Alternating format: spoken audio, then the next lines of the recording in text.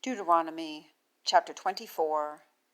When a man takes a wife and has married her, and it has been, if she does not find grace in his eyes, for he has found nakedness in her of anything, then he has written a writing of divorce for her, and given it into her hand, and sent her out of his house.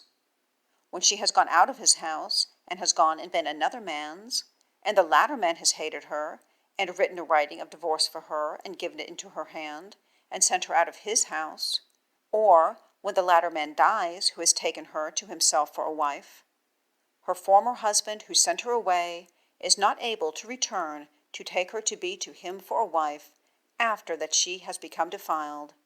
For it is an abomination before Yahweh, and you do not cause the land to sin, which your God Yahweh is giving to you for an inheritance. When a man takes a new wife, he does not go out into the host, and one does not pass over to him for anything. He is free at his own house for 1 year, and his wife, whom he has taken, he has made glad. No one takes millstones and ride her in pledge, for it is one's life he is taking in pledge.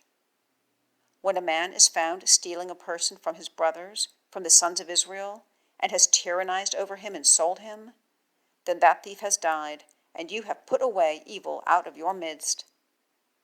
Take heed in the plague of leprosy to watch greatly, and to do according to all that the priests, the Levites, teach you, to observe to do as I have commanded them.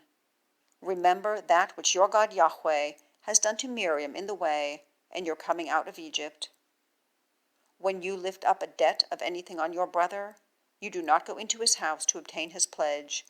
You stand at the outside, and the man on whom you are lifting it up is bringing out the pledge to you at the outside. And if he is a poor man, you do not lie down with his pledge. You certainly give back the pledge to him at the going in of the sun. And he has laid down in his own raiment, and has blessed you, and it is righteousness to you before your God Yahweh.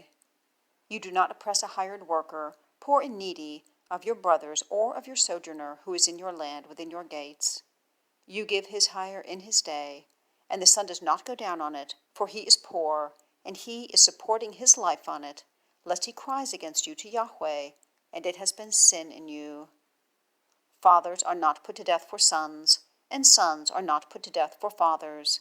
They are each put to death for his own sin. You do not turn aside the judgment of a fatherless sojourner, nor take the garment of a widow in pledge. And you have remembered that you have been a servant in Egypt, and your God Yahweh ransoms you from there.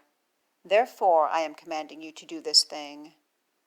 When you reap your harvest in the field, and have forgotten a sheaf in a field, you do not return to take it. It is for the sojourner, for the fatherless, and for the widow, so that your God Yahweh blesses you in all the work of your hands. When you beat your olive, you do not examine the branch behind you. It is for the sojourner, for the fatherless, and for the widow. When you cut your vineyard, you do not glean behind you. It is for the sojourner, for the fatherless, and for the widow. And you have remembered that you have been a servant in the land of Egypt. Therefore I am commanding you to do this thing.